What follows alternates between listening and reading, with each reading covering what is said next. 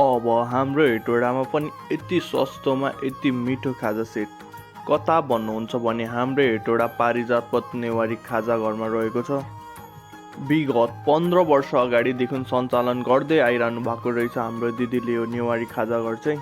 आज उहाँ दिदी एक्लै हुनुभएको कारणले गर्दाखेरि आज हल्का ढिला त भयो, तर पनि एकदमै मिठो खाजा सेट खुवाउनु भयो दिदीले चाहिँ।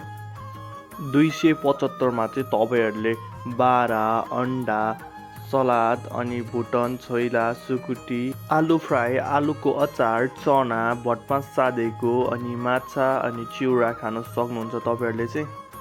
त्यतिले नपुगेर फेरि हामीले हाफ प्लेट छोइला अनि त्यसपछि भुटन मगायौँ। एकदमै मिठो मिठो लाग्यो मलाई चाहिँ। हजुरहरूलाई कस्तो लाग्यो कमेन्ट गरिदिनु होला। अब तपाईँहरू पनि कुदिहाल्नुहोस् है।